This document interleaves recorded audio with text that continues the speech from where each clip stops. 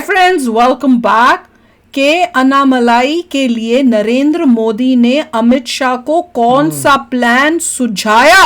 ओए होए, कुछ होने वाला है। चलो देखते हैं, वीडियो शुरू करते हैं। वीडियो शुरू करने से पहले अगर आप चैनल पर नए हो और आपने अभी तक सब्सक्राइब नहीं किया तो जल्दी से पहले सब्सक्राइब के बटन और बेल आइकन को क्लिक कर लो ताकि आपको हमारे सारे न्यू वीडियोस के नोटिफिकेशन मिल जाए जैसे हम अपलोड करें। अगर आपको वीडियो पसंद आता है प्लीज लाइक एंड शेयर। चलिए शुरू करते हैं।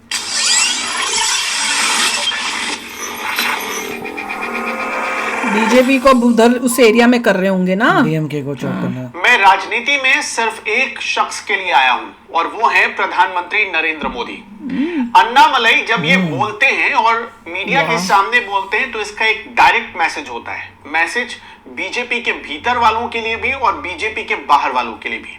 नमस्कार, मेरा नाम है अनुपम प्रसून और आप देख रहे हैं एनएमएफ न्यूज। खास ताकि लोगों को पता ना चले ना बीजेपी मन में क्या प्लान चल रहा है, अमित शाह क्या सोच रहे हैं और नरेंद्र मोदी उनके लिए क्या सोच रहे हैं। जैसे आप अभी तक यही जानते और समझते आए थे कि चिराग पासवान नरेंद्र मोदी के हनुमान है, वो कई बार खुले मंचों से भी ये कह चुके हैं। ठीक उसी तरह अन्नामलई भी किसी हनुमान से कम नहीं है। तो आज हम अन्नामलई को लेकर बीजेपी के प्लान को डीकोड करने जा रहे हैं। अन्नामलई के साथ और दोनों पढ़े लिखे लगते हैं। बड़ी घटनाएं हुई हैं। पहला ये कि उन्हें तमिलनाडु के अध्यक्ष के पद से हटा दिया गया और नए अध्यक्ष को बीजेपी ने चुन लिया है, क्योंकि आगे कुछ पड़ा। और दूसरा ये कि अन्नामलई को अब एक बड़ी भूमिका में आप जल्दी देख सकते हैं। अन्नामलई की मौजूदगी में ही उनकी तरफ से उन्हीं को प्रस्तावक बनाकर तमिलनाडु के नए बीजेपी अध्यक्ष का चुनाव हुआ।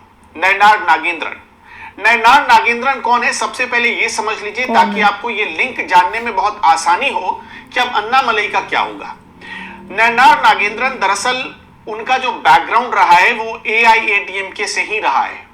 वो पहले एआईएडीएमके में रह चुके हैं। 2001 से 2006 के बीच वो मंत्री भी रह चुके हैं और उसके बाद उन्होंने बीजेपी में आने का प्लान किया। नयनार नागेंद्रन 2017 के आसपास भारतीय जनता पार्टी में आए थे, लेकिन अब उन्हें अध्यक्ष बनाया गया ऐसे मौके पर जब एआईएडीएमके और दूसरी तरफ अन्नामलई के बीच 36 का आंकड़ा हो गया था। तमिलनाडु में बीजेपी के पास अपना बहुत बड़ा जनाधार या अपना बहुत बड़ा वोट बैंक मौजूद नहीं है। बीजेपी को यहां पर किसी एक अलायंस की जरूरत है और एक ऐसा अलायंस होना चाहिए जो भरोसेमंद हो, जो पुराना हो और कम से कम इस अलायंस के बूते बीजेपी तमिलनाडु में कुछ अच्छा कर पाए, मतलब ये अच्छा स्ट्राइक रेट निकाल पाए। ये हमेशा कोशिश रही है, खास तौर पर तब से जब से अमित शाह अध्यक्ष बने थे बीजेपी के, या अमित शाह मेन फ्रेम में आए हैं बीजेपी के। इसी वजह से एक पुराने गठबंधन को रिन्यू किया गया, यानी कि एआईएडीएमके के साथ बीजेपी ने अपना तमिलनाडु में गठबंधन किया। अब चूंकि आप देखेंगे तो अन्नामलई लगातार एआईएडीएमके के पनाली सामी के खिलाफ बोलते जा रहे थे। दोनों के बीच झगड़ा भी हुआ। पनाली सामी ने तो यहां तक कह दिया कि इस आदमी को छपने की बीमारी है, हेडलाइंस पटोरने की बीमारी है, जिसका जवाब अन्नामलई ने दिया था कि अंगूर खट्टे हैं। पनाली स्वामी को खुद ये आदत है, लेकिन जब कोई आगे प्रमोट हो रहा है, जब कोई आगे बढ़ रहा है तो पनाली स्वामी को ये बात अच्छी नहीं लग रही, इसी वजह से वो ये कह रहे हैं। तो इतना ज्यादा विवाद बढ़ गया। उसके बाद ये तो साफ हो गया था कि अगर एआईएडीएमके के साथ बीजेपी गठबंधन करेगी या बीजेपी ऐसी कोई इच्छा रखती है या एआईएडीएमके कोई ऐसी इच्छा रखती है तो सबसे पहली शर्त तो यही रखी जाएगी दोनों पार्टियों की तरफ से कि अन्नामलई उस फ्रेम में ना हो। और जाहिर सी बात है, जब ये गठबंधन हुआ तो अन्नामलई को सबसे पहले इस फ्रेम से बाहर किया गया। तब एक ऐसे आदमी की तलाश की गई जो दोनों के बीच कोऑर्डिनेटर बन सके, मतलब एक आपसी समन्वय स्थापित कर सके, और ऐसे में चुने गए नयनार नागेंद्रन। चूंकि हमने आपको बताया कि उनका पहले भी बैकग्राउंड रहा है एआईएडीएमके के साथ, इसलिए बीजेपी को उनके नाम को आगे बढ़ाने में ज्यादा परेशानी नहीं हुई और यहां पर उनके नाम का प्रस्तावक ही बना दिया गया अन्नामलई को। एक आदमी जो लगातार, अब देखिए कि एआईएडीएमके के खिलाफ बोल रहा है, उसके करप्शन के खिलाफ बोल रहा है, पार्टी की कमजोरियां, पार्टी की कमियां बता रहा है, अचानक उसी आदमी के पास यह गठबंधन करने की नौबत आ जाए तो उस आदमी पर क्या गुजरेगी।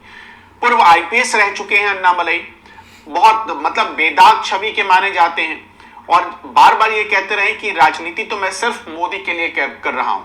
और जब वो ये कहते हैं तो जाहिर सी बात है वो बाकी सारे नेताओं को मतलब कहते हैं कि आप हमारे लिए फर्स्ट नहीं है, फर्स्ट नरेंद्र मोदी है। वैसे बीजेपी में हर किसी के लिए फर्स्ट नरेंद्र मोदी ही है, लेकिन अमित शाह के सामने भी अगर वो ये बात कहें तो अमित शाह को भी एक मैसेज जाता है, जेपी नड्डा को भी एक मैसेज जाता है कि आप हमारे लिए बाद में हैं, पहले नरेंद्र मोदी है। अब इसी वजह से चूंकि मोदी के बहुत खास माने जाते हैं और मोदी के कहने पर ही ऐसा माना जाता है कि आईपीएस की नौकरी से वीआरएस लेने वाले या छोड़ने वाले, उस नौकरी को छोड़ने के पीछे नरेंद्र मोदी से प्रेरणा ही और उनसे प्रेरित होकर ही अन्नामलई ने कदम उठाया था।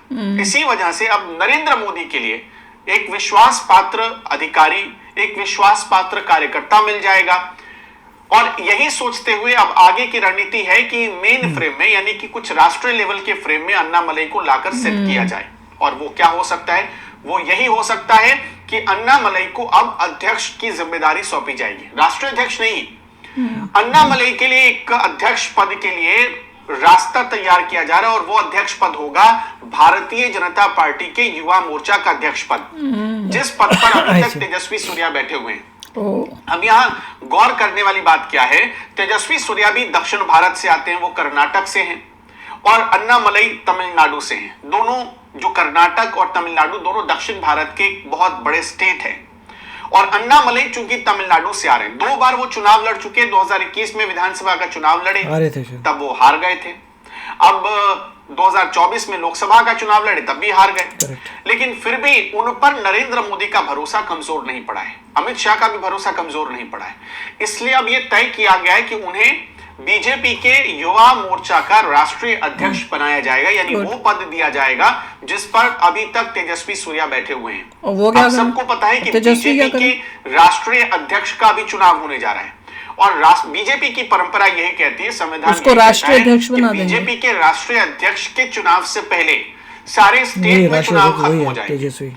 पार्टी के जितने भी अनुषंगिक इकाइयां हैं पार्टी, उनके चुनाव खत्म हो जाएंगे। तो जाहिर सी बात है कि राष्ट्रीय अध्यक्ष को चुनने से पहले भारतीय जनता पार्टी का युवा मोर्चा का अध्यक्ष कौन होगा, युवा मोर्चा का ये बनेगा और वो बनेगा राष्ट्रीय अध्यक्ष। अन्नामलई के लिए वो मतलब वो फ्रेम एक तरीके से सेट कर लिया गया है कि उन्हें बीजेपी के राष्ट्रीय मोर्चा का अध्यक्ष बनाया जा रहा है। वाह, तो अच्छी बात है कि कोई अच्छा स्ट्रॉन्ग रोल दिया जा रहा है। And he is a good youth के लिए I think he is a good icon कि भाई बीजेपी को करे और यूथ को जो है मोटिवेट करे या कुछ उस टाइप से करने की, जिससे उन्हें पता चले कि वो बीजेपी की साइड यूथ आए। पर वो ये देख लो, क्योंकि साउथ के अंदर ये जो रीजनल पार्टीज का ही है, वो वही धर्म वो एक बंदा लैंग्वेजेस, अगर मेरे स्टेट में हो तो देख लो। हाँ, वही तो, वहाँ पे गुंडागर्दी, वो कुछ ज्यादा ही गंदी पॉलिटिक्स है। डीएमके वाले जो बोल रहे थे कि भाई हिंदी लैंग्वेज पे उनको पंगा पड़ा हुआ था कि हिंदी नहीं करेंगे। तो अन्नामलई जी काफी फाइट कर रहे हैं, समय लगता है क्योंकि वहाँ पे उन्होंने अपना को पूरा कंट्रोल किया हुआ है उस स्टेट को। रीजनल पार्टीज का यूजलेस होती है, रीजनल पार्टीज उनको बस पावर में आना है, उसके लिए सब अपने स्टेट में जो है बस पावर में आना है, कुछ कर नहीं पाते ना, सेंट्रल से तुम्हारी बनती है, तबाह कर देते हैं अपने स्टेट को। लोगों का भी दिमाग खराब वेस्ट बंगाल देख लिया, यहाँ तमिलनाडु नजर आ रहा है, जहाँ जहाँ रीजनल, वहाँ पंजाब है, जहाँ रीजनल पार्टीज है वो डुबा देंगी।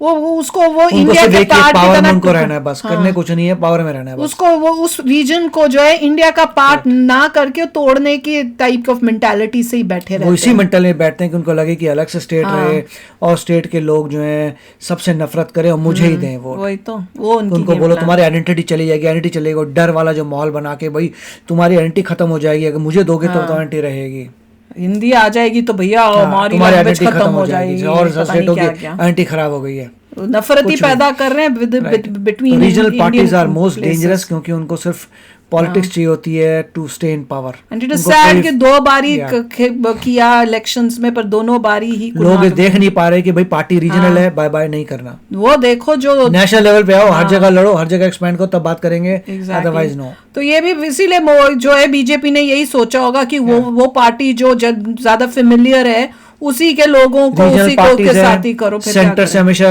फाइट रहेगी ना, तुम्हारे पास प्रॉपर फंड्स आएंगे ना कुछ हो पाएगा।